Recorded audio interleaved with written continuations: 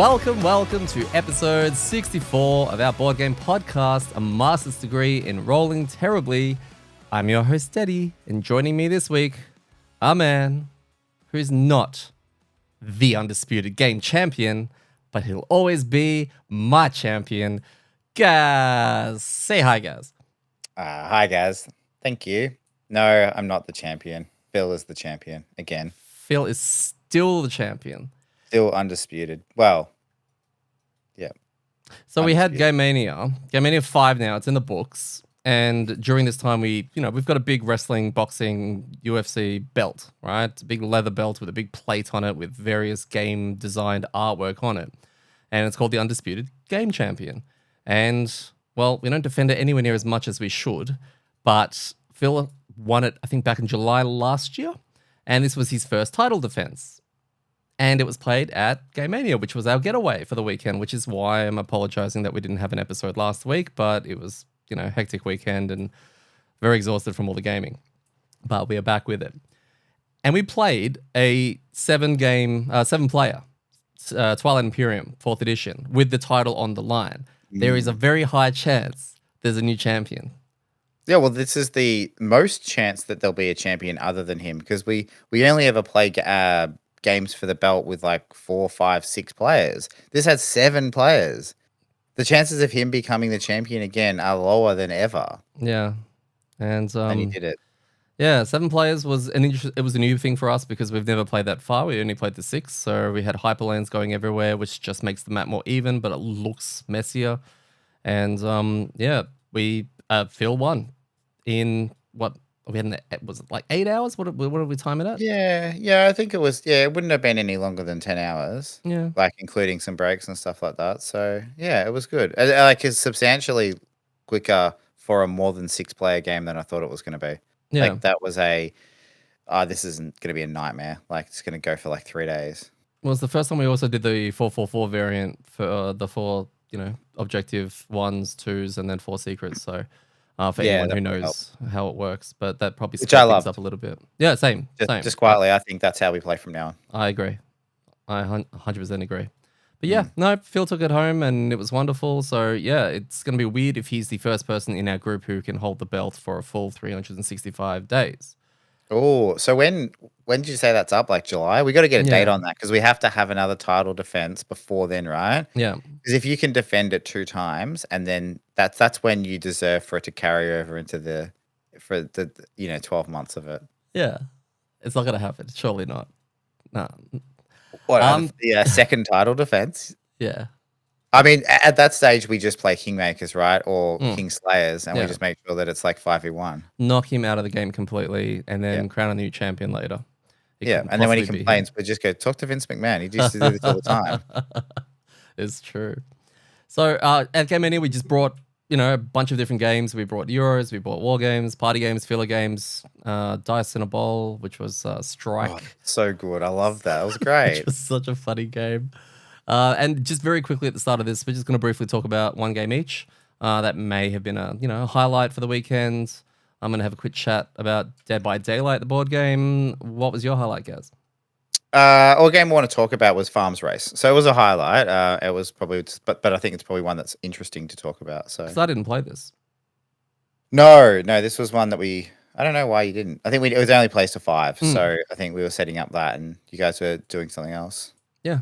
Oh, yeah. Let us know a bit more about Farm Race.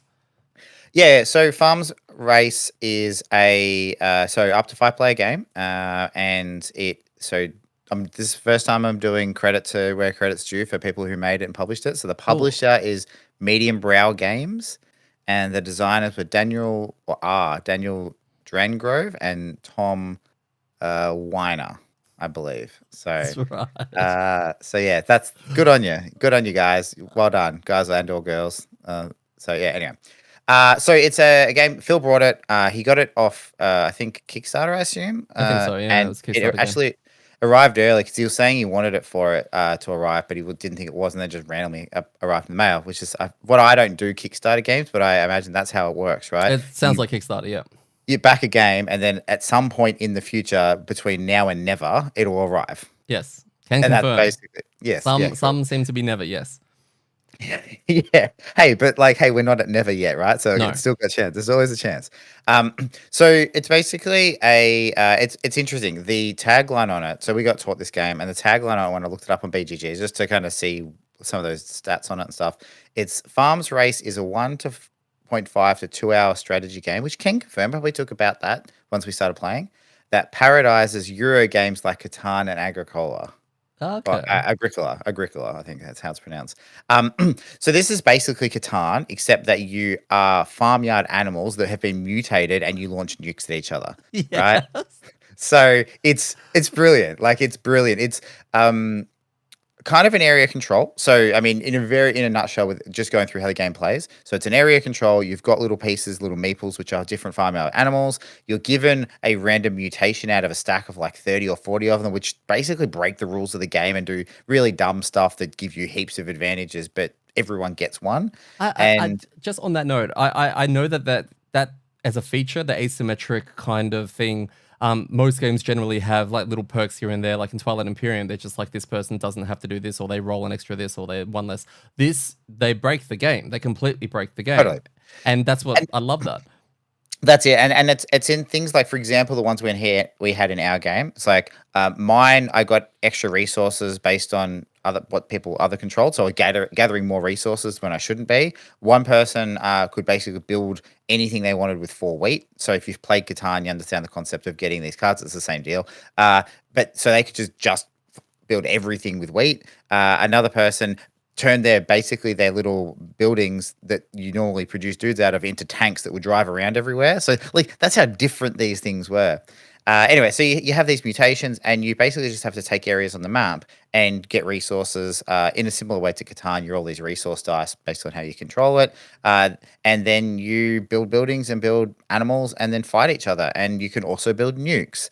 And we didn't see it at all. Oh, I think maybe once, but one of the really interesting parts of this game, right? And I think the thing that it's all based on, so it's called Farms Race, so it's obviously a parody on Arms Race, Yeah. Okay.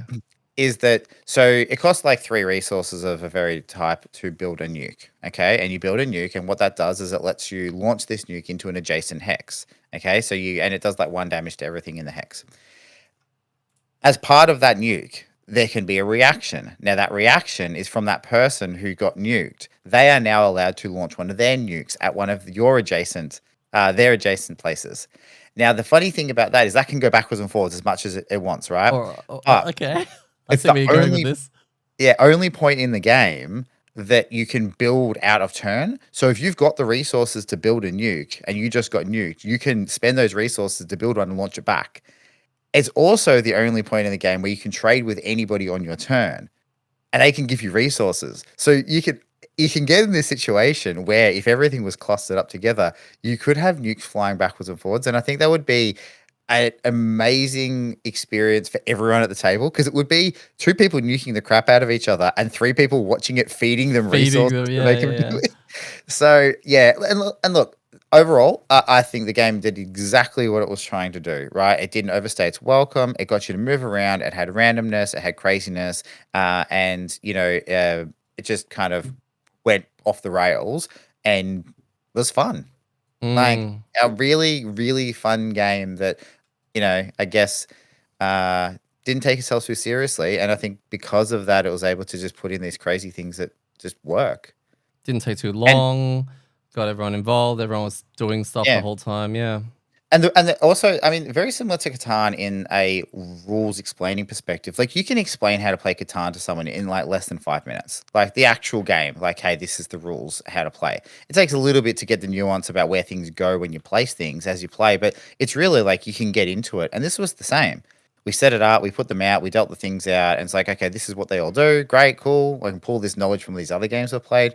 Let's just go. And as you play, you pick it up because it's not that complicated. So yeah, and I feel like we could play it again, and it would be completely different because you'd have all Mm. different powers. You wouldn't Mm. have someone driving around in a tank. Like you wouldn't have like Phil's faction, for example, didn't kill all the neutral humans that were around. Actually, like gathered them onto his team, which is again completely different. So yeah, it was cool.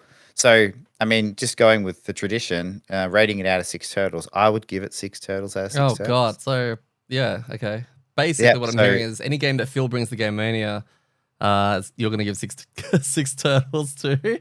Oh, not any, but definitely that one. I didn't give six turtles to his little pod moon landing like colonization games, right? That had but this maybe he just has a way of picking them, right? He has a way of picking these games that come out, and yeah, it's kind of I don't know. It was great. Really glad. It looks good. I'd love to give it a go. I think no, it looks really fun.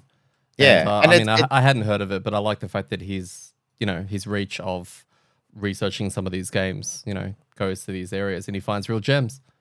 Yeah, and that's it. It's the kind of game as well that's perfect for Gamemania because we can play these heavy games. We're basically playing games for 3 days on minimal sleep. So there can be a point where your brain turns to mush, and it was a very not thinky game, right? Like there was decisions, right? But it wasn't an AP game. You weren't sitting there just trying to figure out, oh, hang on, I got to think about my turn for 5 minutes. It was like roll dice. I've got a bazillion resources. Okay, I'll build all these things and go and attack you and done. Nuke, go. Your turn. So yeah. Farm race, really cool. Check it out, people. I'd be curious about and I'd probably just do a quick Google search, but it'd be curious as to whether or not it actually went to retail or if it's just something that only backers have at the moment. That's annoying. Yeah, be curious. Nah, is that a thing? It happens. Hey, sometimes if it happens, if they realize it's very popular and the backers went out and the reviews are really good, they'll just pump out another not a print run so much, another campaign, another Kickstarter campaign ultimately. For people who missed out. A lot of publishers do that. So, yeah. Well, look, everyone out there, just contact this Medium Brow Games and say, hey, Gaz from the amDirt podcast gave this 6 out of 6 turtles, and I demand a copy, right? What's a Gaz? Yeah, like who cares, right? It doesn't matter. And so we, what the people want, what the people get. So go out there and storm your local LGS and get one. Or just be friends with Phil. Or be friends with Phil. Yeah, one of those two. I just want to have a chat about Dead by Daylight. This was designed by Brad Talton, and it was published by Level 99 Games, who, I didn't know this, but Brad Talton actually runs Level 99 Games, right? The publishing, he's a designer and he also runs the actual company. So that's pretty cool. He's probably best known for the board game series in the BattleCon, which I do have. It's a dueling card battler kind of thing. It's produced that many expansions and that many extra packs and all of that. It's just an in-house, not a trading card game kind of thing. And Millennium Blades actually as well, he designed as well, which we actually did play at Gamemania and is one I really enjoy. So, Dead by Daylight, 4v1 game that pits 4 survivors trying to escape a killer. The game is an adaptation of the incredibly famous video game with the same title. And from the initial Kickstarter landing page, I was incredibly excited and skeptical until I saw it being done by Level 99 Games, who I have a lot of faith with. So, Level 99 Games, let me know if you need me to, never mind. So, each round, players will choose, like survivors, will choose from one of 4 movement cards to play. And each card can be used to move to an adjacent space, following the path that matches the card selected. The player who's the killer will do the same, but they choose any 2 cards. And although they have the same selections as the survivors, they have an additional card, which is a wait card, allowing them to stay in place. So essentially, the survivors go first, choose a card, play it face down, and then the killer chooses 2 cards and plays them face down. And then the round begins. So in turn order, each survivor performs a move. They reveal tokens in the room that they moved into, which contains various objects to interact with, and they may interact with that object. Done. Next player. Once all the players are done, the killer does the same, but they complete a whole movement card, so move, reveal, interact, before resolving their second movement card. Once the killer's done, you perform a really fast cleanup phase, and then go back to choosing cards again. So the survivors win by locating and activating generators, fully repairing 4 of them, which then reveals an exit that they have to escape through, and the killer wins if they can sacrifice survivors, which moves a sacrifice token along a track to the 8th spot. Lastly, there are many perks for both survivors and the killers, which add a lot of replayability, and it really spices up the game, as well as killer powers, which changes the way they can interact with the board. This game is so much fun. Like, incredible fun. It is clean, right? From a rules point of view, it is clean, it is easy, like, to understand. The rounds are fast. Like, we played several rounds of this with different people in different spots, different killers and all that. such a good game. And from what I hear, because you were there for Mangy's rant, one of our friends, who plays a lot of every game that ever came out ever. He's a sweaty boy. He has played a lot of Dead by Daylight, and he says that this game has done an incredible job of kind of adapting many aspects of the video game accurately, and he absolutely loved this game, like the board game version. So, like, yeah, it was just a lot of fun. Yeah, that was the part of because I had played this a couple of times with you and Phil previously, and then I was really keen to get this to this group because again, it's that medium level kind of game that you can kind of pump out in an hour or two, and I was keen to give you a few shots. And I think the moment for me that like really sold that adaptation piece of like from the video because I haven't played the video game, I've seen it, but I haven't played it enough. But Same. as you said, Mangy's put like a lot of hours into it. There was one part where somebody went into a locker, so you can move into these rooms, you can get in a locker, right? You can hide from the killer, and then the killer comes in and they can't attack you. When someone did that, right, we looked up the rules of how it works, and yes, they can't attack you, but basically you roll this dice that has a 1 to 6, six-sided dice. If you roll a 6, they just instantly pick you up, and they can take you or chuck you on a hook, which is how you die, right, or how they win. And it was funny because someone went in the locker and were like, "Oh, you can't attack it," and Maggie was like, "Oh, that's a bit crap." Because in the video game, lockers are terrible. Like you never go in lockers because they're so easy to kill people from. Because once they know you're in there, they just grab you. And then we read the rules. He's like, "Oh, that's exactly how the game works. You go in a locker, you think you're safe, but it's the worst. You should never do it because they could just get you." So it was one of those things that just turned it from. He's like, "Oh, God, that's not really how it works in the game." Oh, wow, that's perfect. And I guess from someone who hasn't played the game, it's really cool to hear that from almost. I want to say someone who's like loves the source material, but it almost just elevates it a little bit It more. It's does. like they made a fun game, okay, that's a really cool experience to play with your mates, and then also it's really like the source material. That's rare. It's important because a lot of games just they slap the IP on in a way, and it's kind of like it doesn't have that DNA in a way. They haven't Yeah, put the effort in. It's just this 100% did, right? yeah, The movement aspect of it, moving, you've got 4 cards. It's literally there's no words on them. It's just where do you want to mm, move, and you look at the board and you can plan where you want to go, and the killer can do the same. And you can also communicate with your teammates, but you have to do it out loud so that the killer yeah, can actually hear all of this. And then it's mind games because you may play a card that's going to send you one way when you're intending to actually play another card to send you somewhere else. But the killer also may double ahead think about your mm, mind games. It is so good just to have that moment of, I need to get away. Does he know where I'm going to go? Maybe I can trick him by going a different way. And it just messes with your head. It's so good. yeah, yep, definitely. I think the kind of element as well that makes it really quick to play on your turns because Mm, you can think about. There's not a lot to think about in your turns because you're picking a card and you're basically going one of 3 directions, right? Like there's really never really more than that. So it can't be that complex. no, And because you can't innuendo or secretly communicate with the team, you got to do everything out loud. You generally don't plan that much because the killer who has all these abilities have multiple turns and really mess your turns up can hear it all. So you can't plan that much, but you can kind of plan a little bit. yeah. So yeah, it is. It's the perfect balance for that. So yeah. Just a couple of notes on the game. There are skill checks which do involve dice. If you're not a fan of dice and that swingy moment, just be mindful of that. We've only played it with 5. It is a 1v4 game.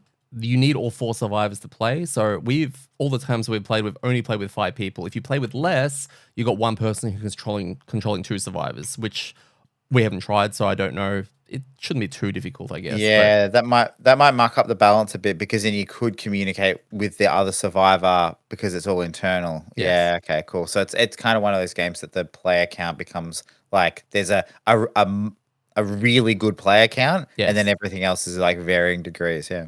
Absolutely.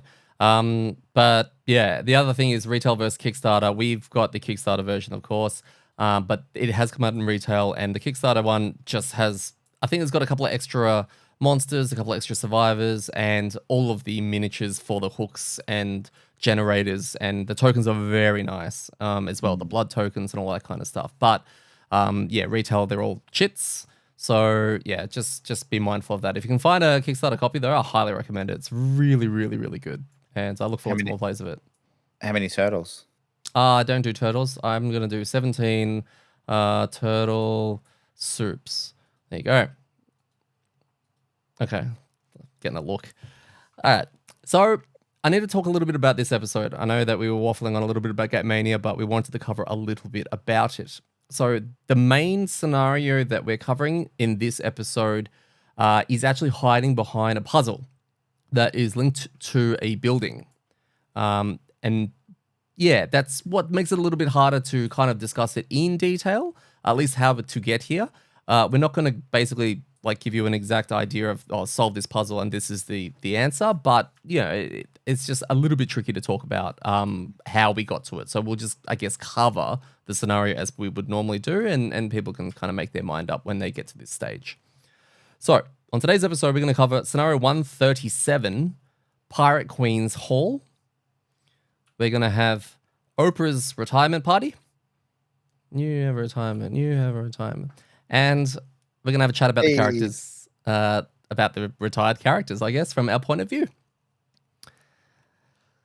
So, I mentioned last week, actually. I've already mentioned it. So I mentioned last week about the ancient coin puzzle that we got solved at the beginning of our session that we did. And it was solved by Mark, and he did it on some scrap paper in front of me, and I don't actually have the answer to it. But, you know, we will go over all puzzle-related stuff in a separate video when I actually, you know, get Mark to actually sit here and we can dissect all of them together and how he came to all the answers, which I think will be really cool. What's funny is by the time we get to that, you can probably just go through the puzzle book again because hopefully he's forgotten all the answers. So you can actually get him to like solve them live Fresh. again. Yeah, good idea. Like one of those dramatic reenactments. But this ultimately unlocked scenario 137. And this is essentially where the Goonies meets the Frosthaven crew while we go searching for pirate treasure. How exciting. So before we head there, we have a road. Oh, no, we don't. We have a boat. A boat event. Do you remember what happened? Yeah, I do actually. I think it had something to do with the Bale Scouts. It does. Sorry, this is boat event 19, but carry on. Oh, okay. Yeah, sorry. A Bale Scouts cruising around, and we had to figure out whether we wanted to attack them or wait. Yes. We, it was really cool. Yeah. And we kind of went with the theory of we should probably just wait because maybe they're not hostile. Yeah, they arrived on, I believe, a giant whale or something. I'm just scanning the card right now. Blue whale. So it was a blue whale. Basically surfing on a blue whale, a bunch of Bale characters, and we were like, whoa, that's pretty cool. Wait, are they hurting us or are they not hurting us? And your options are essentially, you know, get the jump on them and start attacking them, or wait and see what they do first. And who helped us decide this? Was it Phil? I think it was me and Phil. We were just like, no, we should totally talk to them. Yeah, okay, you and Phil. I know it was you, Phil. It's fine. So we decided not to. We decided to wait ultimately, and one of them comes over and is like, "Hey, you're the ones that stopped the Fish King, from absorbing the scale of the Leviathan. So yeah, well, thank you, and you guys are awesome." And we start the next scenario with Bless, which was pretty cool. It's very rare we get one of those right. Yeah, I know. That's just saying, that was amazing. It's also to see the continuation from things that we've done recently, and not something that happened like last year, where we're like, "What's a Fish King? What's going on? What are you talking about?" Right? So yeah, I feel like some of those events need to have like a footnote reference page number in the book that they're like, once you do the event, they're just like, FYI, if you've completely forgotten what this is related to, go read this because this was the conclusion as to why this is, right? Because exactly right. If we say, you know, in real lifetime didn't get to this event for another 6 months, we're probably not forgetting who the Fish King is and the Leviathan thing. But there are situations where you do forget who people are. And you go, oh, okay, it would be cool to have a reference of like, yeah, just go read this page. You'd be like, oh, it's that guy. Yeah. Backtracking like that, it's very difficult to do because we were running into that with when we're solving the various puzzles. Like Mark was asking me questions about things we've done in the past. And in order to go back and have a look at them, you need to go into the scenario. But also it may be hidden behind one of the sections in that scenario, which means you then have to go into the section book. But obviously the section book is based on numbers. So once you open a tile or you open the door or 3 of these things have been done, read the next section. which is this number. So you can't ever remember those numbers off the back of your hand without backtracking this way.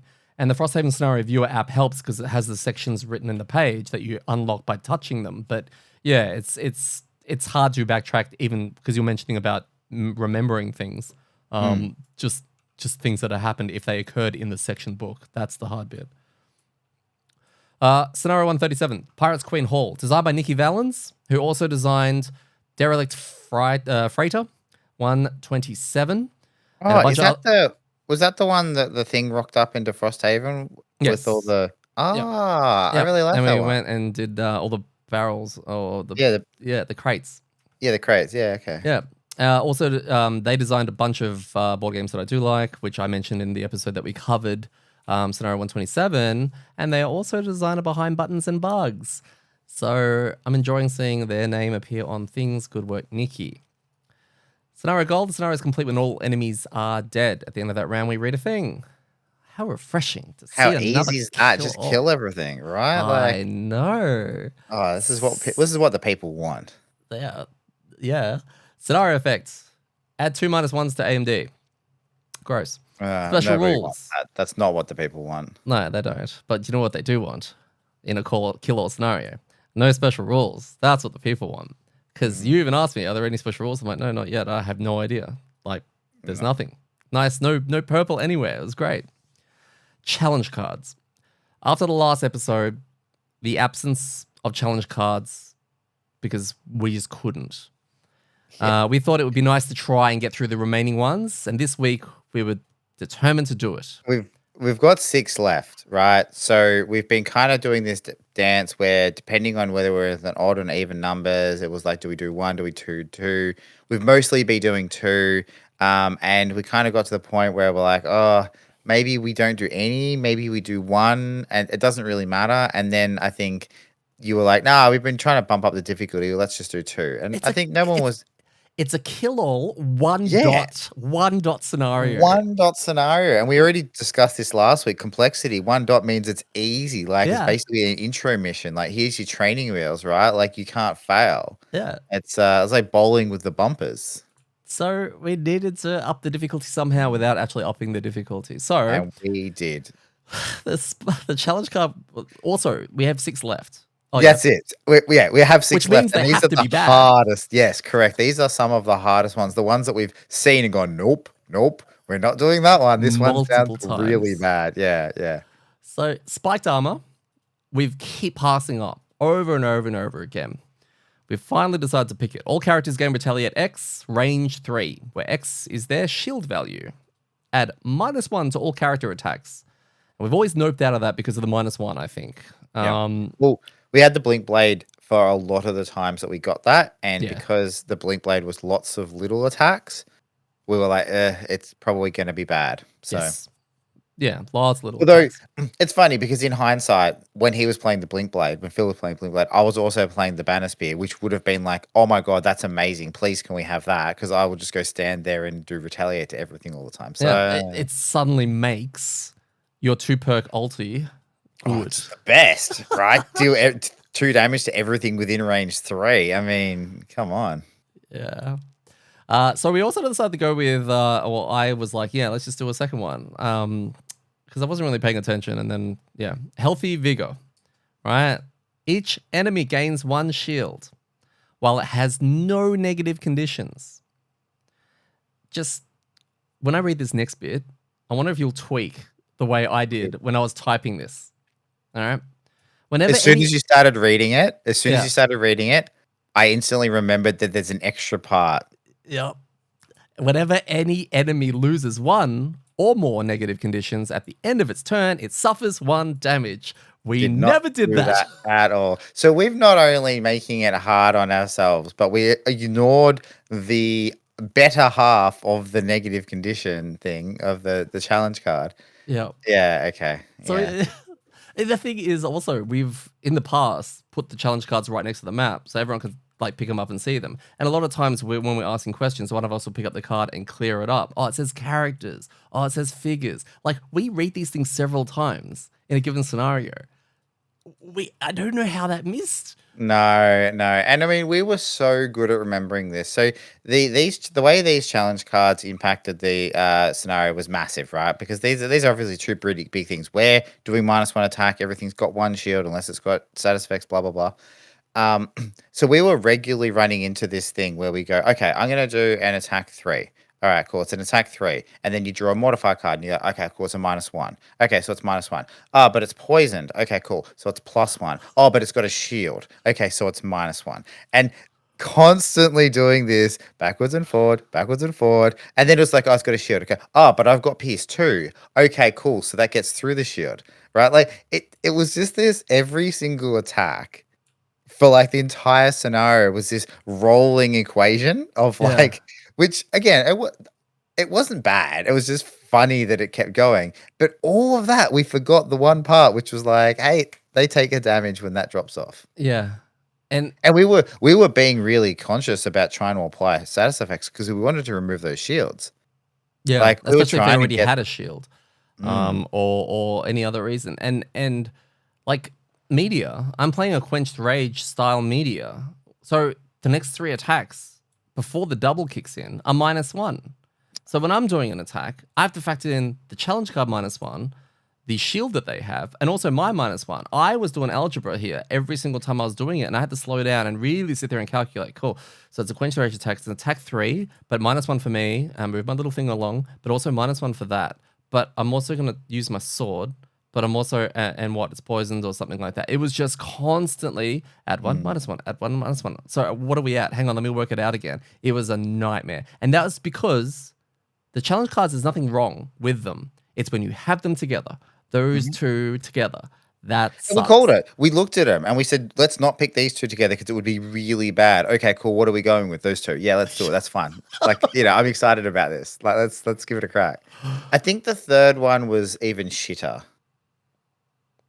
Oh, we have so few. I know there's the wolf one, but wasn't the wolf one It or the wasn't a wolf hound one. one. No idea. Can't remember. Yeah.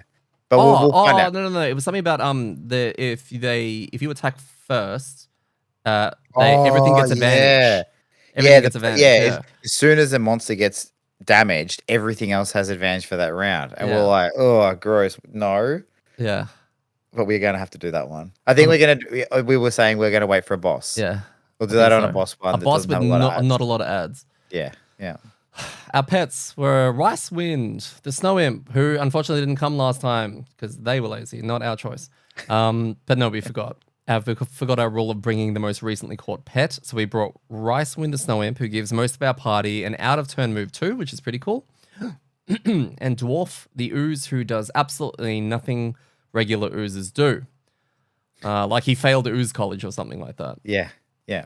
He came But he out and he's does. like, all right, guys, I'm an ooze. We're like, awesome, do some ooze stuff. And then create an obstacle. And we're like, that's what even is that?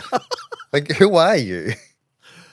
Yeah, look, I think they wanted the obstacle part tied to a pet, but they didn't. They ran out of pet options or something, and they were like, just give it to the ooze then, because it makes Yeah, sense. It's ooze, right? yeah. They're like, wolf? No. Imp? No. Ooze? Sure. Earth Demon, if they were catchable. I'd Ooh. like to make them useful, right? Because they're bin Oh, tier, right? shots fired. Monster combinations, we had Ancient Artillery, Flaming Blade Spinners, Forest Imps, Piranha Pigs, Robotic Bolt Shooters, and of course, to go with all of that, Polar Bears. Our first room setup, yeah? This is a tangent. Should I tangent now? Oh, yeah, go for it. So you have a net that catches these pets, right? Uh-huh. What about if there was another item that you unlocked when you unlocked like the pet stable thing and you upgraded it? There was kind of like like a trap from Ghostbusters, Uh, right? And that caught elementals. oh, I like that. So you can't just go around catching them. You need this special one, and maybe I don't know. Maybe it's even a consumed one. So that's because they're harder to get. So you use it and it's gone. But once you catch one, it's gone. Like you might cost materials to make, but Well, then it's removed. So you can't just keep using it and catch all the elementals. You have to. It's like one per elemental. oh, yeah, I love all that. You need to have one player who's channeling a box and then 3 with the beams, right? Yeah, yeah, that's Everyone has it. to hold the Yeah, beams. because it's so difficult and you're taking damage and Yeah, and they have to buy the proton packs to wear as well. So that's yeah, right. exactly.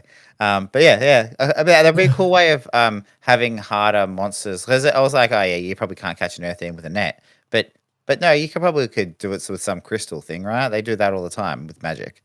All the So time, like yeah, every time. it'd be cool to do that, like a harder way of catching a better pet. Yeah, yeah. Just hopefully they've got all those elemental pets like ready with their abilities, and it'll be something terrible like Create an obstacle. ooze stuff. Yeah. Yeah, the Earth Demon splits into two. It's like, what are you guys doing? Who's in charge of pets over there? Our first room Anyway, set so up.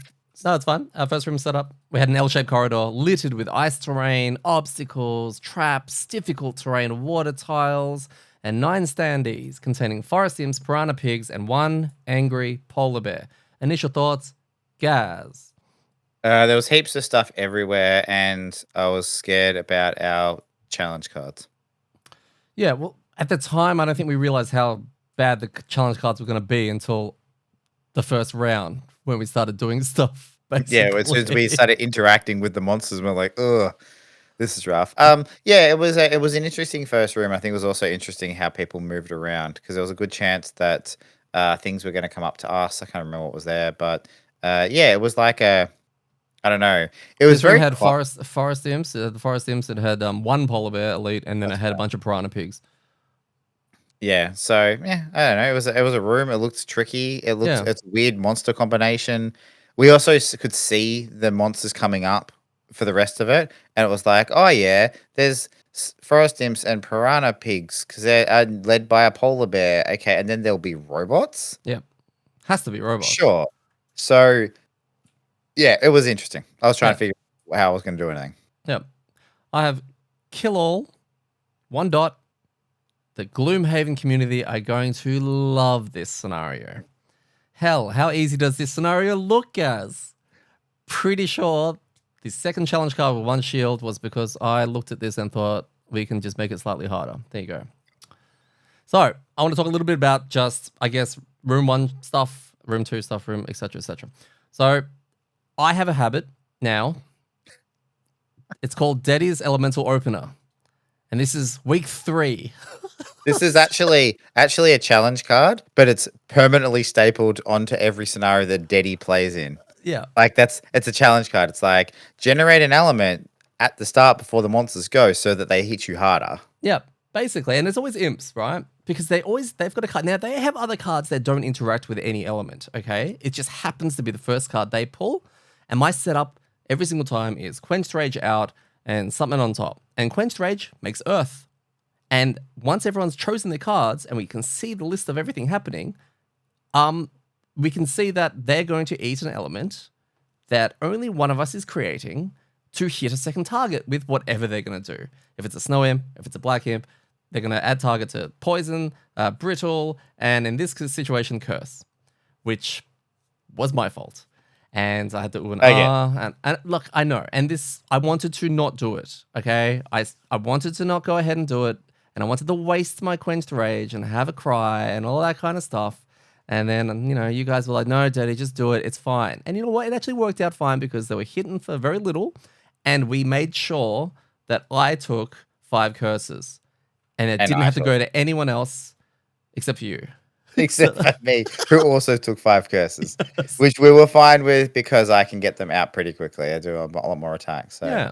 So in the end, it was fine. Everyone won, except I didn't really. One because I got Quenched Rage out. I didn't get to keep the Earth, which was a bit crap. Which is the whole thing, right? Like at the start of the scenario, and we talked about this last week, that we also spoke about this same situation. Like, now remember, you cannot create the element, right? Like this is a choice. And then before you had your turn, we had this conversation of like, okay, now Deddy. And this wasn't a lol, imagine if that happened again. It was like, okay, there's a good chance that they eat your element here. So if you're going to do the thing you're going to do, go really late because it's not just about fueling them. It's also the fact that you're creating this element so that you can make use of it, right? Like if you actually go into that turn with the thing, you can do like your Molten Orb thing, right? That just does heaps of damage to everything. Yeah. But you're like, nah, it's fine. Don't worry about it. Like, What are the chances it's going to be what 3 weeks in a row? chances? 100%. They were 100% going to do that. Look, if it happens for the 4th time Ugh. next week, I'll If it stop. happens, if it happens to the 4th time, on the 5th time, I won't do it. So yeah, it was funny because I remember you did you were like and then we were like and you're like, all right, fine, I won't. And I kind of see that you were not getting shitty, but you're a bit annoyed because it does mess up your whole rhythm, because that's one card that you have based your kind of turns around, that quenched rage, and it going to the bottom means you got to wait a whole nother rest, or you got to get it back somehow. And I remember me and Mark saying, like, you've done it 2 weeks in a row, and you're like, yeah, no, that's why I won't do it, Tom. But this is the least bad of those, Yeah, right? yeah. First one was cursing us and poisoning us. No, brittle and poison. Then it was just poison, right? This is just like curse and is it curse and poison? It's I don't just think curse. I don't think it was just curse. Yeah, No, they it's have just another curse. one But that's like, it's like we can deal with curse. It's a 1 damage attack with curse, and they're only hitting 2. Where I think the snow imps were hitting 3. They were yeah, hitting 2 and then 3 with an extra target, which is what just booked us because they yeah. were putting brittle on everyone. So we're like, dude, if you're gonna screw us in any way, this is the time to do it, right? Yeah. So just go nuts, Yeah. and I'm glad you did, because we dealt with it really well. Yeah. As in, we took all the curses. Yes. As in like it didn't really have that big No. an impact on us, because I got rid of most of my curses pretty quickly. I think maybe 1 or 2 of yours came up at bad times, but not really bad times. So Kind I of. think your really bad amDirts were all like normal nulls, right? Yeah, a bit of both. Kind of. Yeah.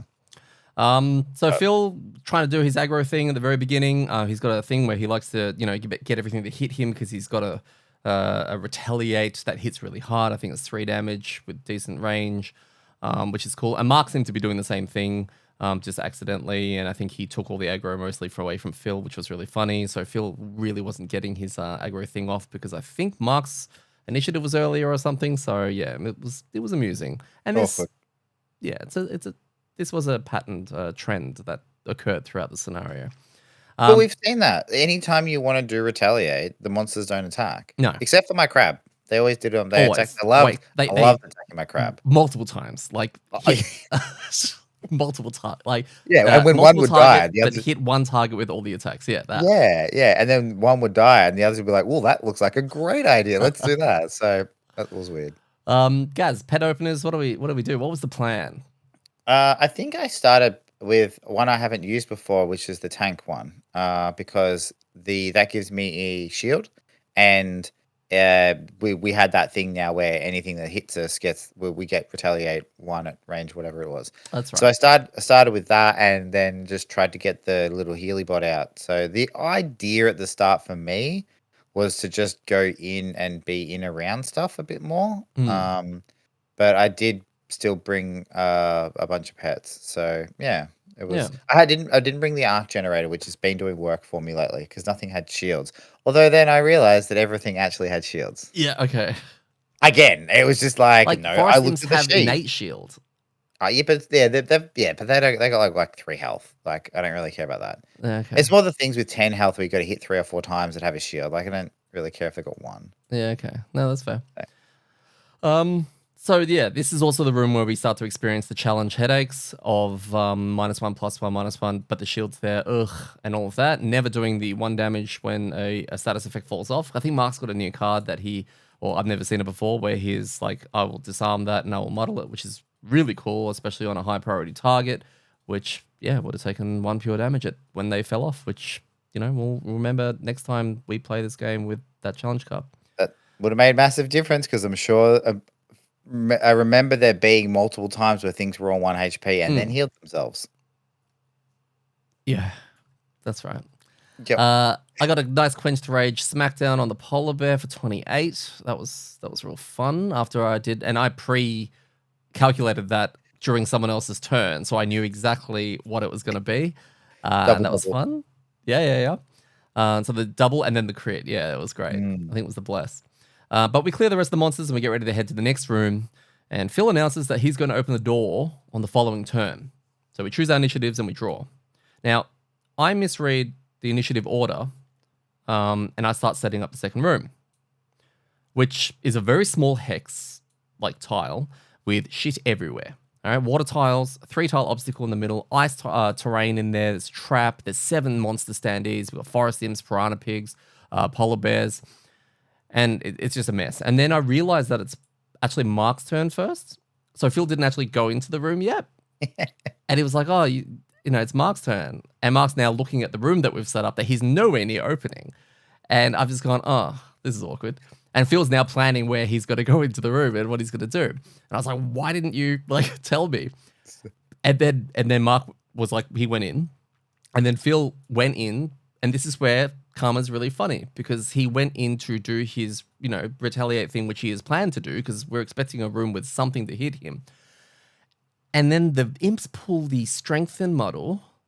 The bears pull their, I don't know, really early retaliate shield card. Yeah. And the piranha pigs, I believe, were, I don't know, hitting but not moving or something like that. And it was another turn where he went in to do the most amazing retaliate turn where it just did not happen. And it was so sad. Phil politely requests to blow Ricewind. So that was pretty early in there. And, you know, we all allow him to do so because according to Phil's drill pressure gauge, he is really hard right now. Yep. And then everyone goes into the room except me, because everyone's blocking the door. And I have photos of this where there's a Gaz in front and then there's a big fisty boy in the doorway and there's me sitting on the other side just going, hey, hey, hey. Hey, whoa. We offered to move out of the way. In fact, I was teleporting all over the place to try and get out of the way. Yeah, but I moved. There was the 2 water tiles and, you know, it was really like, annoying. And there's also, once you get in the room, where are you going to go? Yeah, it was fucked. It's horrible. You lose some pets in this room, I remember. Yeah, I think I got hit heaps and lost a bunch of pets, and I had a really annoying situation where I was really low. My pets were hit and had wound on them, and I can transfer into them, which I take their status effects and their damage, and they heal back up to full. I don't care about wound because I'm immune to it, which is great. But I think I was so low that if I was to do that, I'd die. So I was like, okay, how do I do this? I needed to I was trying to work out. I had to heal myself before I transferred, so that when I transferred, I'd go down to 1 and they wouldn't be. I don't know. It was a mess. It was a mess. The timing of it just became gross. So this was a horrendous room. It reminded me of the junk room in Scenario 21, but it actually had monsters everywhere in there, and including the flying forest imps. And all the attacks and the piranha pigs, even you trying to get your pets out of position, you couldn't really move them anywhere because of how cramped it was in there.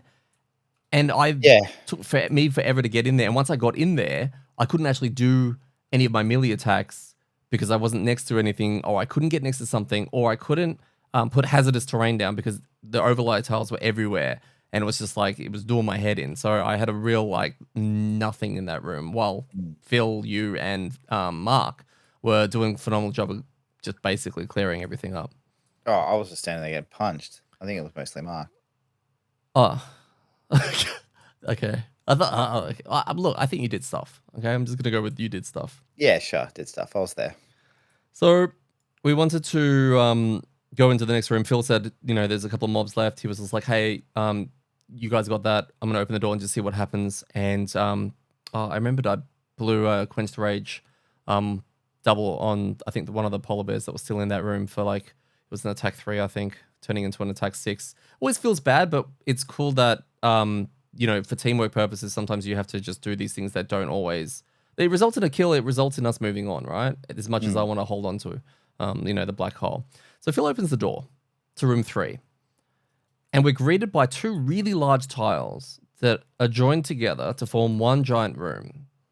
And one of the tiles is the ship tile, which is always really cool to see. We like the ship tile. It brings back a lot of fun memories. And there are loot tokens everywhere. And there are ice terrain next to traps, always in fun positions. Obstacles in a barricade formation, blocking off access to the ship tile by 1 hex.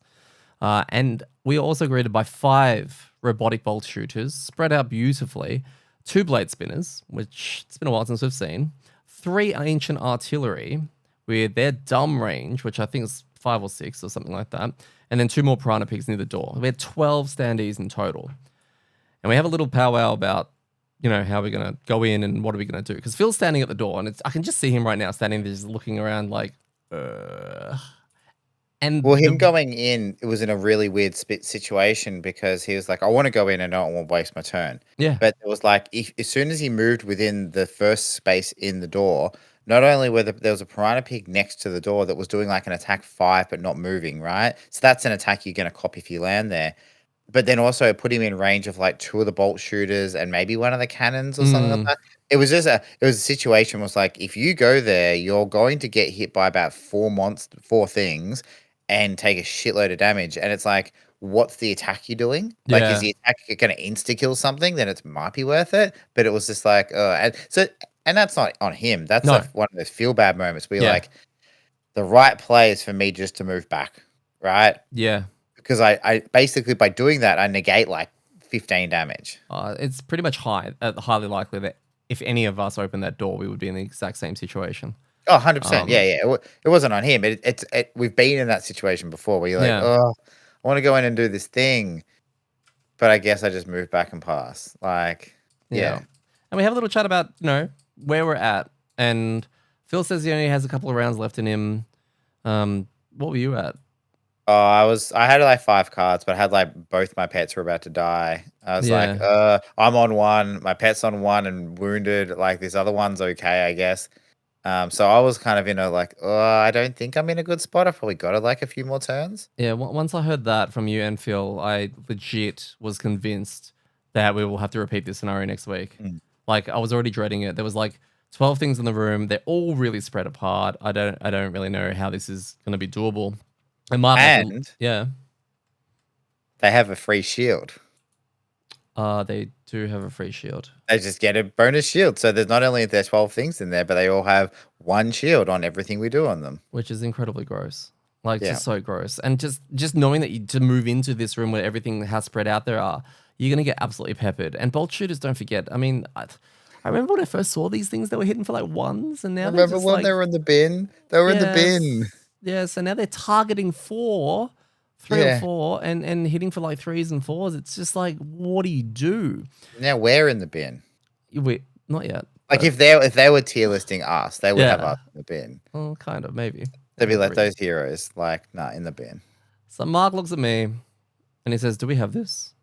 And this is under the idea that you and Phil will like no longer, you'll exhaust. Not necessarily instantly. You'll be able to get in and do some stuff, but you won't live to see all 12 die.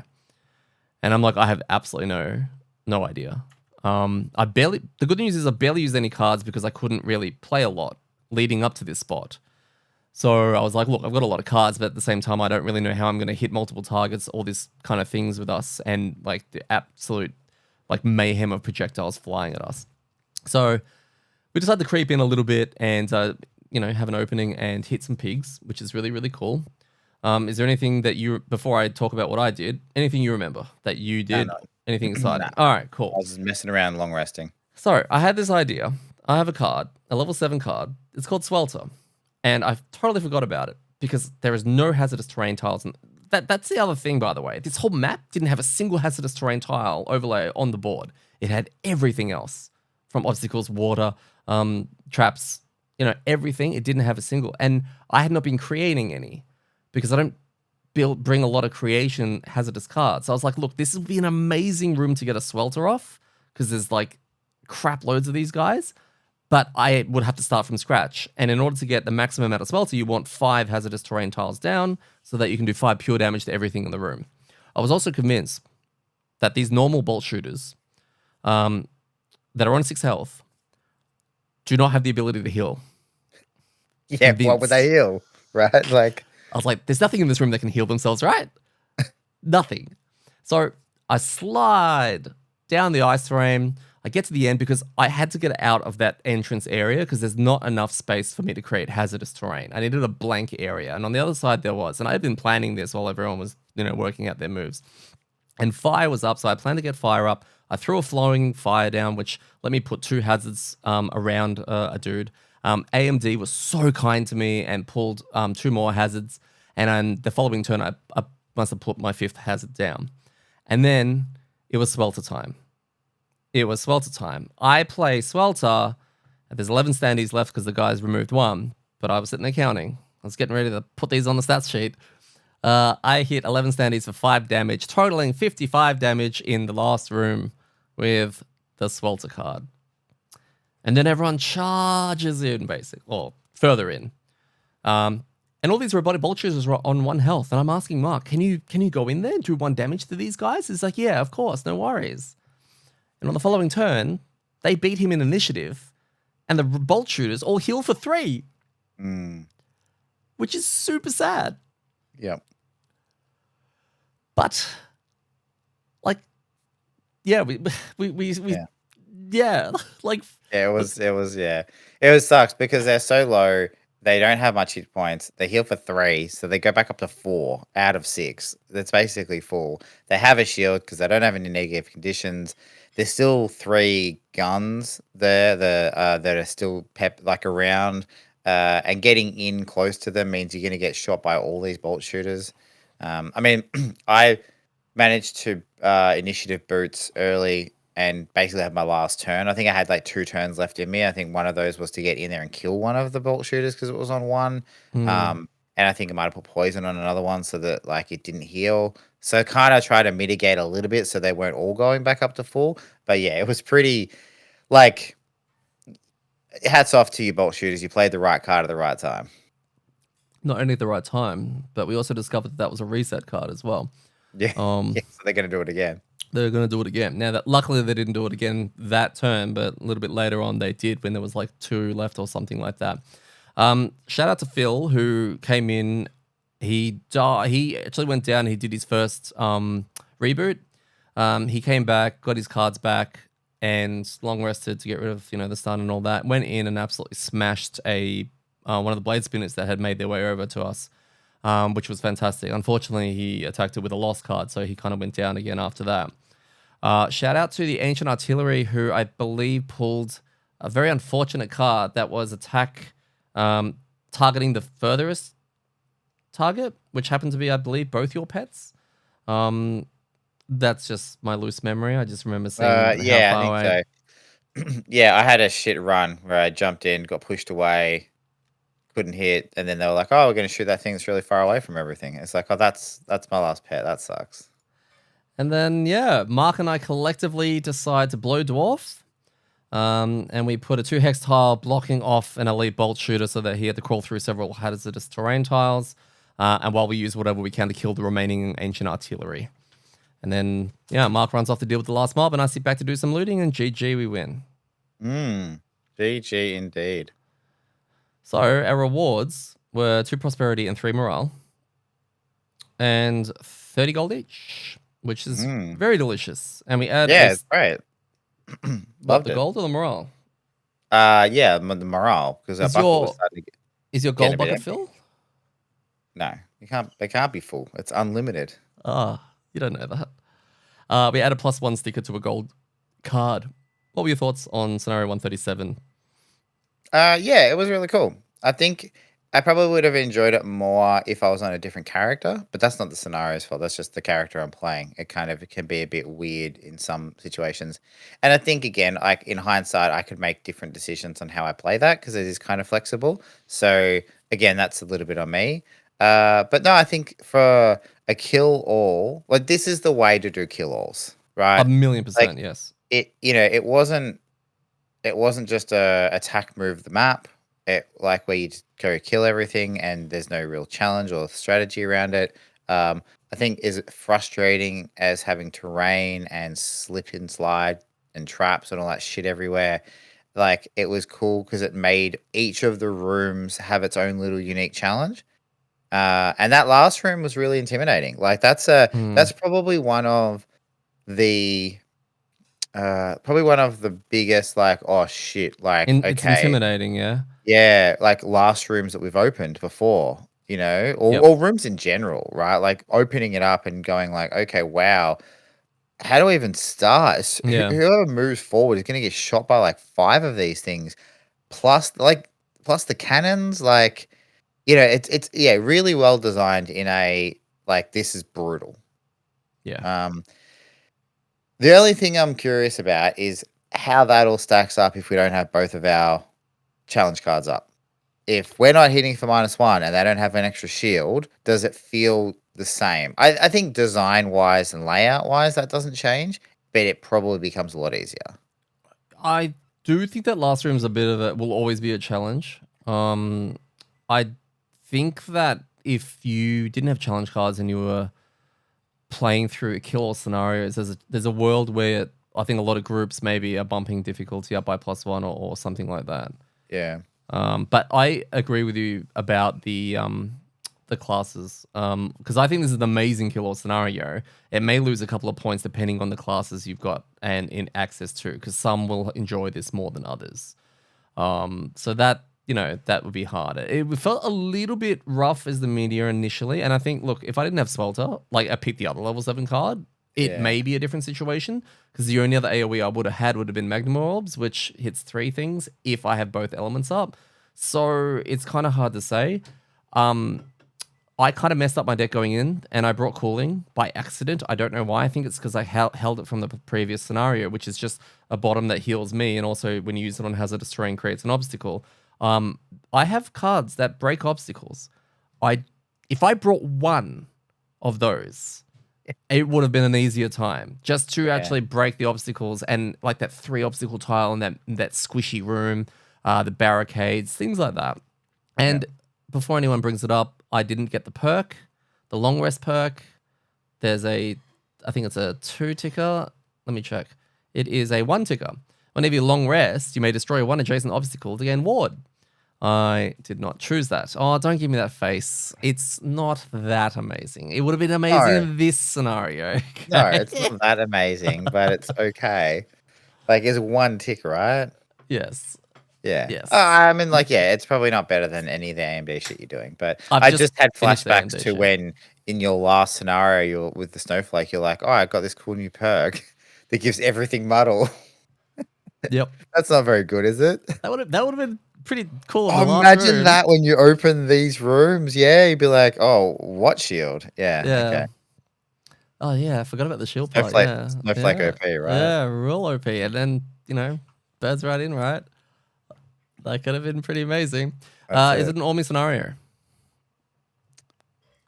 Look, maybe if we move fast enough and like Ormi gets caught up moving slowly through there and then clogged in that shit room. I don't think that he moves faster than us. I reckon, I reckon if you could make sure that he didn't die in the first room, you've potentially got enough space to like just block him out.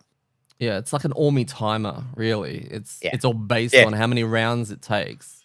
Yeah, once he gets into that final room, if you have not cleared it, he's booked, right? Like just absolutely. Well, because Ormi's using AI rules, like he will maximize the ice terrain as well. So there's an element of him getting there slightly faster than we think.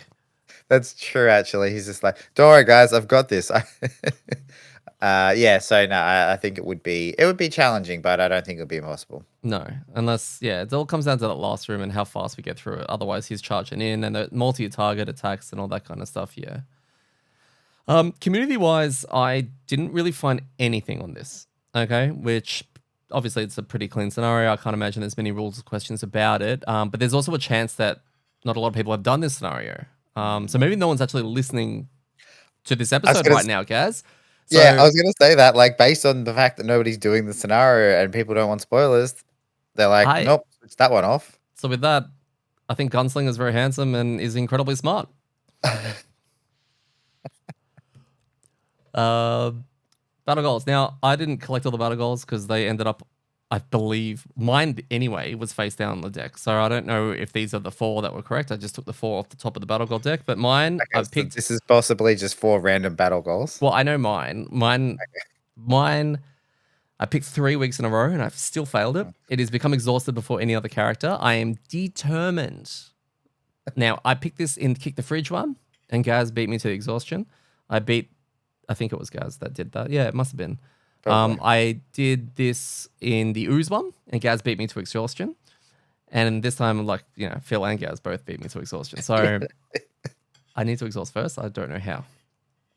And let's just see if any of these are yours. Optimus, remove a negative condition from yourself or an ally 2 or more times. Ritualist. Didn't choose that. Ritualist, kill an enemy while 3 or more elements are strong or waning. Nope. Promoter, perform an ability targeting an ally before your first rest and in between each of your rests. No. All right. I'm pretty sure at least 1 or 2 of those are ones that I just didn't choose. So I That's kind of remember what mine was. It's never kill an elite or named enemy. Oh, did you get it? Yeah. Nice. Because there was enough normal ones that heaps. either I'd hit elites when they were on really high HP, or Yeah. I would just like hit normals. Yeah, nice. And then DPS. We had damage done. Gaz on 37. Mark and Phil both on 62, and I was on 128. And one of those was a 55, and one of them was a 28. Damage taken, I took 26. Mark took 36, and some of my damage taken is definitely from those mandatory persistence that start munching me. And I have a bad habit of playing those at the start of my turn or in the first few rounds of the rest cycle, because you can remove them during your rest. And no, I keep eating myself there. But I did have your little drone bot that was chasing me, throwing darts in the back of my head. So that was cool. Phil took 40 damage, and Gaz, you took 57. Ooh. Was any of that self-damage or anything like that? No, other than when I heal my robots, which I think I did a couple of times. But yeah. Healing-wise, you, me, and Phil all finished on 13. Wow. And Mark on 35. Yeah. Okay. All right. 137 in the books. We had our Outpost phase. Did we have section events? No, I think we did. Yeah, I thought we had 2. Oh, I have not written these in my notes. Oh, well, maybe we've got 2 coming up. Oh no, one Maybe of we them had 2 was. last week. I think one of them was a thing, the Zane thing with Phil's investment. Yeah, it was. Yeah, which he invested poorly. Yep. Yes. So that was the cool thing. We had the double choice, like pick one of these 2 sections to put into the calendar. So he had a 50-50. And Phil chose the wrong one. Yeah, and I can't remember what he got from it, but it was pretty crap, right? Well, yeah, it was bad. Yeah. And there was what was the other one? Was it someone coming back? I don't think so. No, it was the continuation of scenario 120 under the influence. I think it's the Vermling, because we chased the Vermling and under the influence in the stab yourself scenario. Yeah, and it escaped out the back. Came back ages ago. Oh, did we? I don't know. Oh, we haven't talked about it.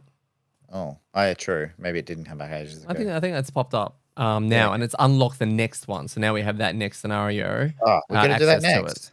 Yeah, we can do that one next. Let's do it now. Go. Okay, we can do that now. Okay. During the scenario, Mark caught either a forest imp or a piranha pig. I can't remember, but basically he finished his PQ, which was PQ 21. And just like that, the fist is gone. In the book. In the book. Yeah. Okay. Yeah. I just realized I skipped over the Outpost event, but I'll just say it's Winter Outpost event 31, and something cool happened. I can't remember. Cool. It was basically people were arguing about what to build next. We really want a dancing hall or a town square or something like that. And we opted to do a bit of everything. And now I have to go out of my way to put more stickers on the map. Yeah, that's right. So do you want to do this or do you want to do this or do you want to do both? We're like, yeah, why not? It's like, little Mexican girl, like, why not both? Yeah, exactly. Why? And we're going to do both. And it wasn't even that much money. No, it wasn't. It wasn't even that bad. It's like, how are you even a town if you can't afford this? Like, Frosthaven's quite cheap to run. Like, stingy. Yeah. Basically.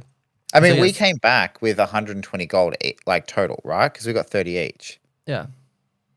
From what I can tell, that's more than the entire wealth of every person within the Frosthaven. Like, not the trade person where Zane. He's got no money. Well, where's all of that money going? Yeah, exactly. It's going into building the shit that Frosthaven does. Oh, yeah, yeah. So some people in Frosthaven's really rich because of us. Well, the Frosthaven has things because of us. I suppose it's like taxes, right? Like, this is rates and taxes. Yeah, we get a Yeah. cool park or like, shops or roads because we pay our taxes. Frosthaven gets, I don't know, basic facilities and like walls because we exist. Walls.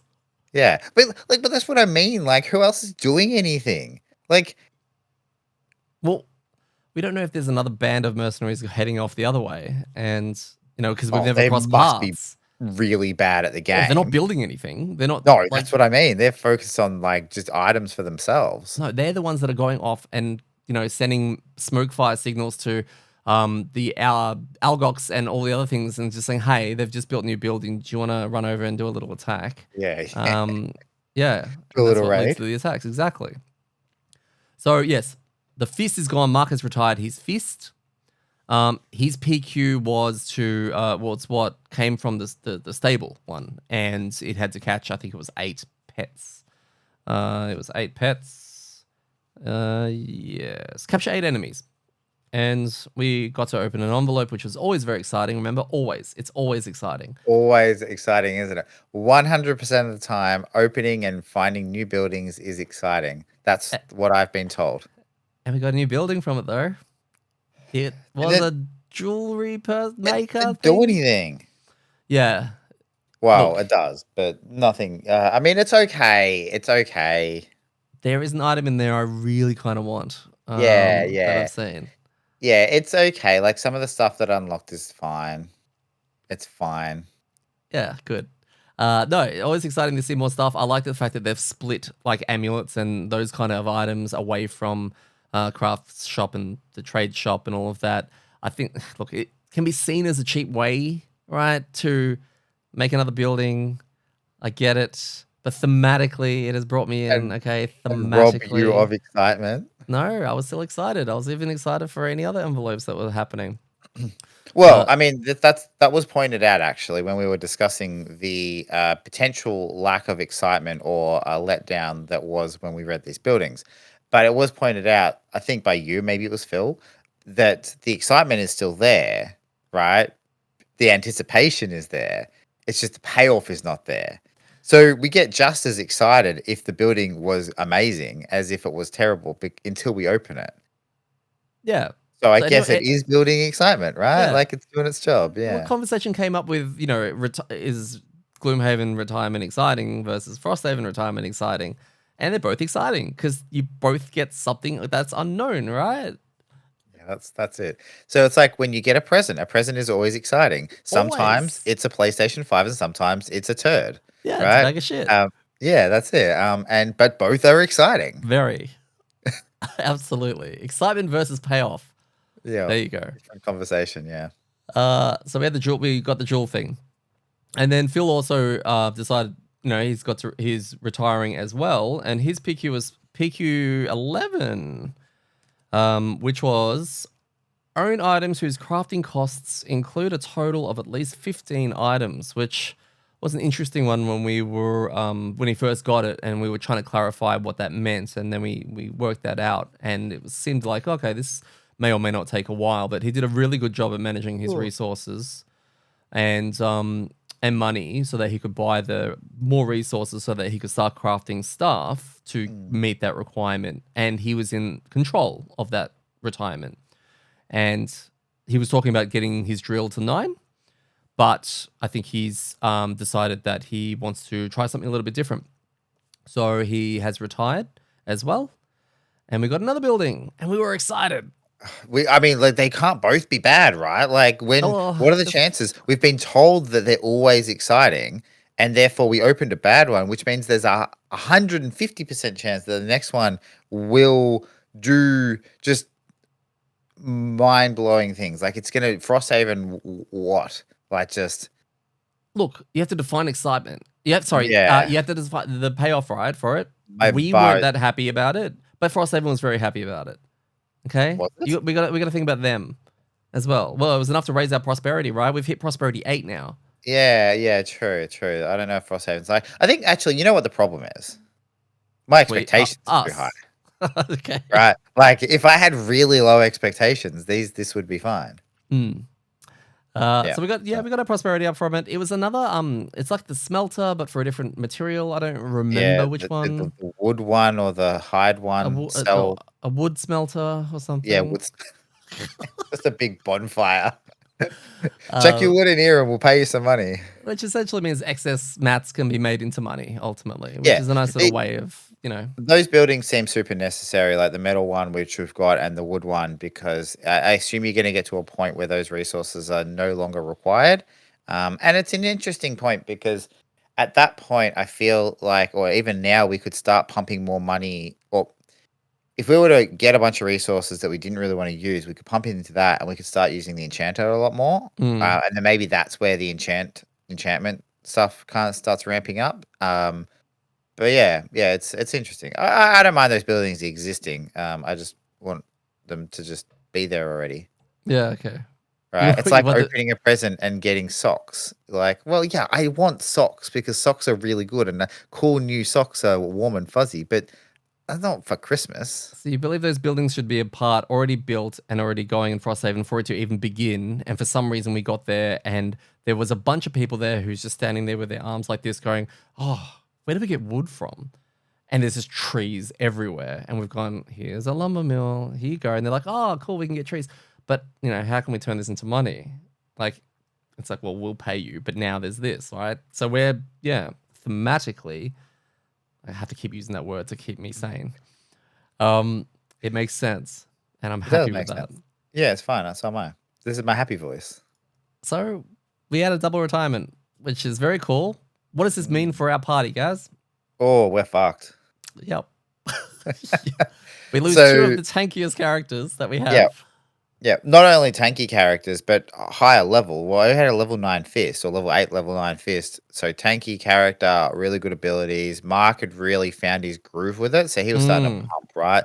I think it's funny because in that last scenario, he leaned into the spiked armor and took a couple of cards based on that. So he didn't take other cards. I think in the end, he's like, it was a mistake. Like he's dropped some of his bigger damage cards for this thing, Yeah, and he yeah. really should have just stayed with it, which is fine because I think we all did that. But he again probably could have done even more than he did. And I think Phil was definitely tanky. Like he was taking the front position a lot of the time, and he was taking a lot of that damage. The retaliate thing didn't pay off this scenario, but it had in the past. So it's two of those characters there that we probably relied on a little bit just to be in the front line. Yeah. A lot. Now it's a squishy dude with some squishy robots and like a meteor. Yeah. A molten complainer who helps the other team, I mean the enemies, round Yeah, one he has a anyway. permanent challenge card attached to him. Yeah. Yeah, so they're both gone now. We, while back, like probably a month ago, probably a little bit more, it's no surprise we unlocked the kelp. So Mark is going to be playing the kelp, and Gaz and I will be doing an unboxing for that and releasing that sometime this week, probably, which is pretty cool. Phil, on the other hand, is, and we thought about this and we've talked about it. We keep teasing him, you know, going back to the bling blade, you're gonna do some, you know, like damage and all that kind of stuff, and the stabbing, because I know he loves that character, and he plays it incredibly well. Yeah, technically, I dare say he hasn't locked anything in yet. Okay, we'll find out because he's still got time to change his mind and all of that by Monday. But he mentioned to us he's thinking of doing a ranged drifter, which is very exciting because we haven't seen the drifter forever. Because he cuts his own hair, and it's the range variety, which I didn't really touch. I touched a little bit in one scenario when we had to, you know, one of the Raven's Roost where we had to stop the guys from changing forms. But other than that, it's been untapped. And I know Dwarf actually has really got banged on about how much he's enjoyed it and how effective it's been. So, you know, Dwarf, if you release your guide, that'd be awesome. And let us know exactly how you made it so good. Can you release it before Monday so No. that he can build around I mean, it? yes, he probably already has. We just have to find it. It's probably hidden in the FAQ somewhere. You just Yeah, that's true. mm. Or in the puzzle book. or the puzzle book. Let's finish this off with what were your thoughts on overall the Fist character?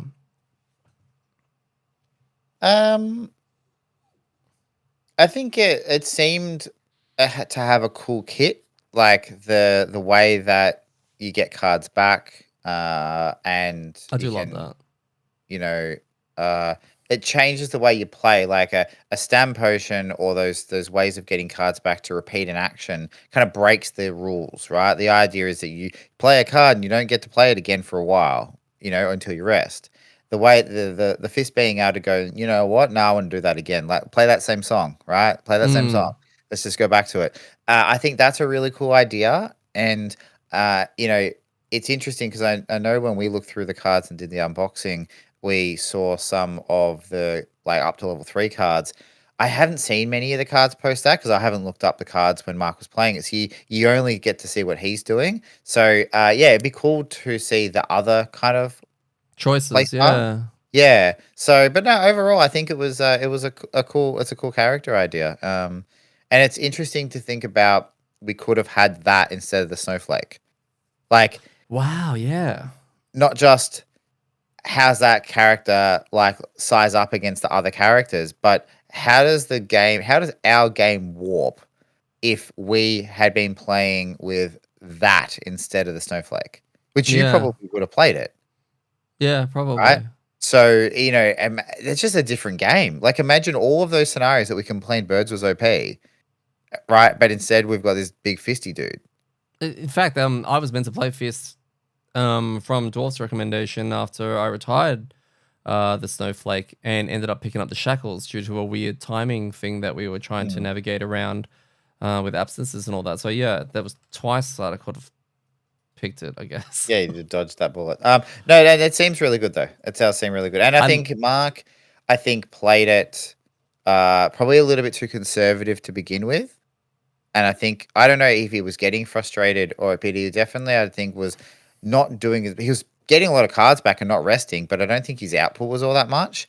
But I think he tweaked something probably around the level 5-6 part, and then I reckon that it just ramped up. Like he picked it up, and I think by the end, you could just see it was flowing. He knew what to get back, when to get it back, what cards to get, where to be in place, and stuff like that. So I think it's kind of really cool to see him just learn it and get good and master it. So yeah, we got I to mean, he see like a good amount of single-handedly it. finished some of the scenarios that we couldn't, right? Like he was Yeah. the last man standing with what is an 8 card limit or something, 8 or 9. I can't remember what it is. Thing very cool mechanics. I love the built-in regen. Uh, just means that poison whatever and wound whatever. It's kind of cool and brittle and bane. Like just all of these things is it's really cool that he doesn't have to worry about that. It is interesting that one with a mountain as a prep card from level 1 that even the reference card talks about is like it has to be mandatory. Yeah. You can't not play with it, right? Yeah. I think That, that's yeah, sorry, go. no, I was just gonna say that has to be the only drawback in a way because you couldn't build it differently without because that's what makes you take the damage at the end of the round to get a card back, right? Without that, Mhm. yeah, Yeah, it's a bit weird. Like that's probably the one that I've seen that is the most reliant on playing a persistent, right? yeah. That the mechanic of the character is based around that. Mm. Um, and I don't know how well it works if you don't play it. Maybe you can play it second or third turn. Like maybe you can play it in your first cycle and you don't lose too much steam. Like you lose a couple of cards, but you don't lose too much steam. Um, but like thinking about some other characters we've seen with those really critical persistence, like I know the crab playing 3 cards, that's really hard to play from the start without that because you just can't ramp, but Mm. it's not impossible. You still can move around and attack, right? Thinking about some of yours, like with the snowflake or the drifter, which has a lot, you still cards still work. Mm. Like It's it's like Shackles they with Delay Melody. I could have played any other style. It wasn't mm, integral to playing it. You know, yeah. I was just So looking yeah, at. so it is interesting. It's interesting, and I know Mark several times made the comment that it should have just been like a inbuilt part of the character. Yeah. I do like that it is a card instead because not that it gives you choices, but it also means that your turn 1 is different because you can't like it slows you down a bit, right? Like, Mm. and I think that's the whole point. So in scenarios that require you to rush, you have to go quickly. I Mm, mean, we didn't really have any of those with the fist, like not like that we did early. Like we talked about zero prep for weeks, from memory. mm, Those would be really interesting with the fist because you'd still have to do it. But you'd be like, well, I have to do this, guys. Can you guys not prep and just cover me while I do this? Because mm. otherwise that character's full. So yeah, it's a weird situation. Because it also is it's a top. Like I've just gone into have a look at it right now. Do you Mm. even know what the bottom of it is? Do you Like think Mark knows what the bottom of it is? it's like move 4 or something like that. No, it's heal Heal 4. 4. Yeah. Yeah, okay. Heal Yeah. 4 self. Sorry, heal 4, which I assume is self. Doesn't say self. There's no range tied to it, so it must be self. And then it says ward. Well, heal 4, yeah, in Mm. brackets self, ward, and then it creates ice and earth. I mean, look, in saying that, I feel like, and I don't want to just go into an alternate fist guide, but I feel like there might be another path that you play where in your first cycle, if you needed to be on the move from the start, you don't play it. And you just go out there, you throw out all your cards. What is it, 8 or 9 card? I know we joked about it, but how many cards does it actually get? What's the hand 8. size? 8, yeah. So I mean that's 4 turns, right? So you could have 4 turns until you rest, and then you'd rest, and then you could play it on your next cycle. If you wanted the heal 4 move, heal 4 ward, I don't know. I'm sure there's a way. It just becomes it's a you know, a stamina thing, right? Yeah. Yeah. Yeah. So Very cool. Thoughts on the the drill as a character. yeah, it seems like a really cool mechanic around the play cards, get resource, go up and down type thing. Especially the way it interacts, because it's a little bit different to the Blink Blade that you're choosing and then you're just getting the resource. Like there seems to be a little bit more work you need to do with the drill to get it It's because you almost got to like play cards. every ability kind of has a different tier. Mm, All 4 of them sometimes on there. So it's yeah. yeah. Yeah, it's weird because it doesn't on the surface level of just looking at how what the cards do without really going into it doesn't look super like a combo character, but I feel like in the end it is because you've got to be super clear about what you're doing and when, and you got to do things in the right order. Mm, Um, so, but yeah, again, it's hard. It's really hard to assess a character without seeing all the cards, and we only unboxed up to level 3. yeah. So it became interested to know what 4, 5, and 6 look like, and then onwards what that looks like. So, Yeah. yeah, I don't know. Maybe that's another character. One of Yeah, us is going to have to replace something. So, well, that's ultimately why I wanted to have this little chat from our observations from what we saw. Because you and I didn't play them. We're not going to do reviews on them. We're not going to, air any of that. So it's kind of that's our snapshot without playing them. mm, Which, like you said, it's the only way we're going to be able to get a deeper dive and discussion around them is actually playing them ourselves. But mm, yeah, it's getting an understanding of it. But I really like the core way of the design of the character. I think it's incredibly cool that you've got these different tiers, like I said, where you do this ability, it's going to hit, at this level, which is great. That's what you wanted, but then it's going to drop, and you have to almost program a sequence of what you're planning on doing for a few rounds, mm. which obviously suits a robot, which I think is really cool. And then yeah, it's got a real mixture of great movement and it's got a mixture of great attacks, multi attacks, retaliates, shields, healing.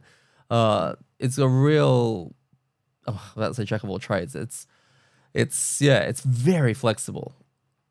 It seems very flexible with an asterisk, and the asterisk being depending on where you are on your pressure gauge. Because I think good point. It does have really good movement and it does have really good attacks, but that's all dependent if your pressure is at the point which you need it in order to do that. And I think that might be the tricky part. Like that's the hoops you're jumping through. But I wonder, and again, without playing it, you don't know, is it too much of a jump through for the reward, right? Like, are you jumping through these hoops just to have a normal turn? Mm, That's where that balance comes, and it's kind of come up in a few different classes. Like if you have to do too much just to do simple things like moving and do a decent attack, then that it's not as rewarding. It's almost like if you're going to line up all these kind of things you want it to kind of pay off. And I don't know because I haven't seen the cards and haven't seen how it might combo together well enough. So Yeah. But no, like Phil, you did an amazing job with it. It was really cool to see your play style, especially when that retaliate did go off with the balancing of the pressure gorge and yeah, doing that ranged pure damage back to stuff. Like we obviously joke about the times that it doesn't work because when it does work, it's incredibly effective. And obviously with all your health, you've had some real clutch shutdown moments with it where you've come back up and further progress the remaining of the scenario alongside Mark. You two seem to have a synergy with your Bash Brothers style of playing together. And yeah, it's going to be interesting to see kind of what happens to the party with the new makeup, especially with a actual brand new character that we may have a rough idea of what they do, but how's it going to work with our group, right? yeah, that's it. How's it going to play? So we will wrap it up there. Thanks for joining us on another episode of A Master's Degree in Rolling Terribly. Keep an eye out for an unboxing kelp video out this week. Take care. We love you very much. I've been Deddy. Joined again by Gaz.